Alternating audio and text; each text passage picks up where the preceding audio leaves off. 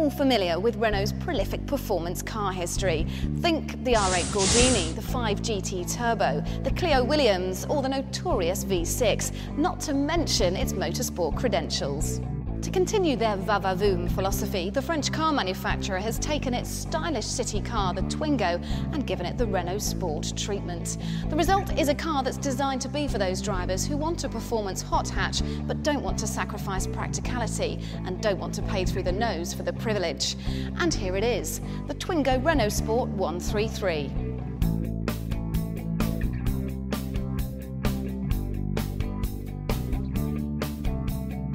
Let's start with the numbers. The 133 has a naturally aspirated 1.6-litre 16-valve engine that delivers, not surprisingly, 133 brake horsepower at 6,750 revs per minute, with 160 Newton-meters torque at 4,400 RPM.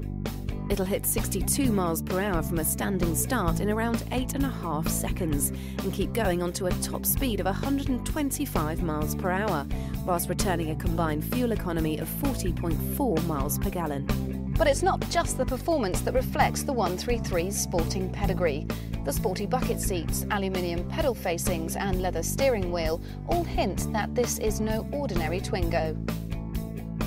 And you get all this for around £11,500.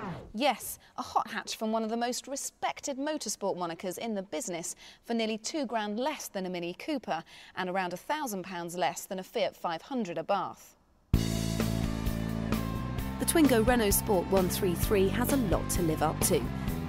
Pistonheads.com wondered if the 133's exceptional features would stand up to scrutiny. So we decided to subject it to the toughest examination of all, an exclusive Pistonheads test day at a track just outside London. We invited 10 PHs to take the Twingo 133 through its paces and then give us their impressions in the form of a video diary.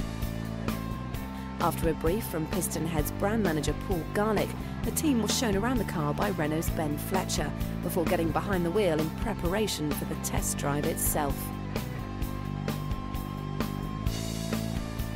I imagine that's going to be good fun around corners. It's going to dig into the corners quite well, and yeah, it should be good around those little twisty bends, especially around the inner circuit of this test track.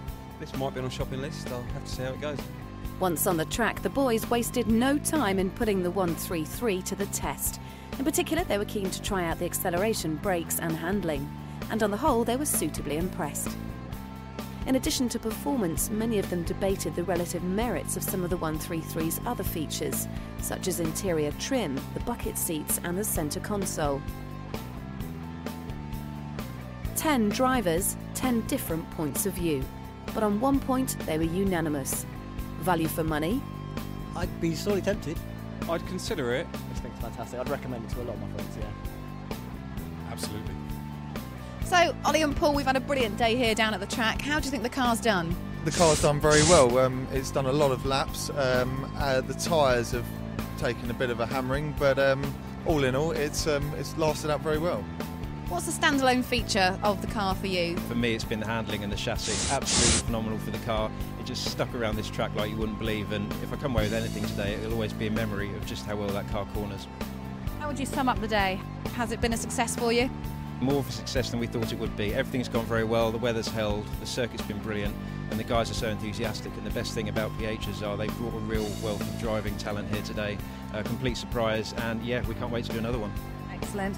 Would you sum up the day for us then, Ollie? I think it's been a great success.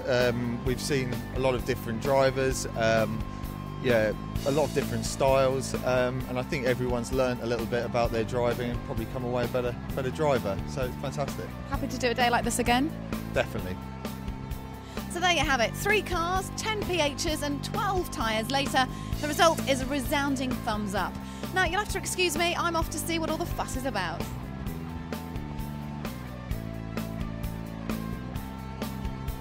For a more in-depth look at what our 10 test drivers made of the new Twingo Renaultsport 133, take a look at their video diaries in the Twingo Testers menu to the left of the page.